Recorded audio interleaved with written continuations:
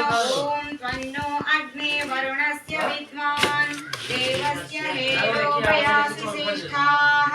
यजिष्ठो वह्नितमः शोषुचानो विश्वाद्वेषांसि प्रमुमुग्ध्यस्मत् स्वाहा इदमग्नि वरुणाभ्याम् इदं न मम ओम सत्वन्नो अग्ने वमो भवोति नेतिष्ठो अस्यावुषसोऽभ्युष्टौ अवयक्ष्मणो वरुणं नराणो वीहि मृळीकं सुहवो नयेधि इदमग्नि वरुणाभ्याम् इदं न मम ओम इमं वे वरुणश्रुधी हवमद्या च मृळयत्वामवस्युराचके इदं वरुणाय इदं न मम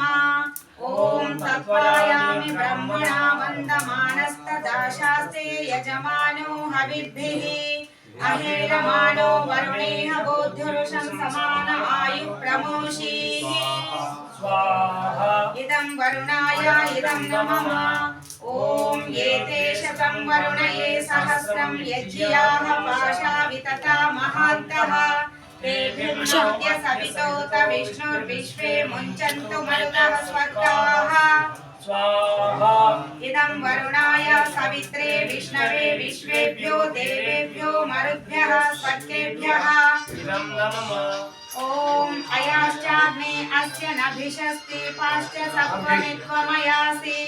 अयानो यज्ञं वहास्य यानो देहि भेषजम्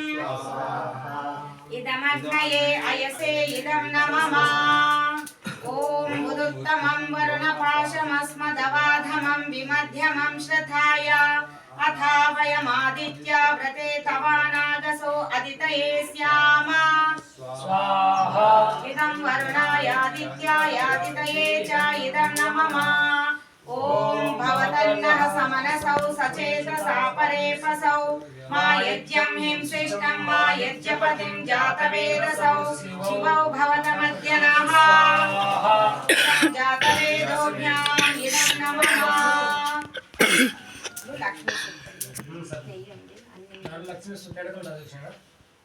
లక్ష్మీ సూక్తం ఎడకలు అంటారు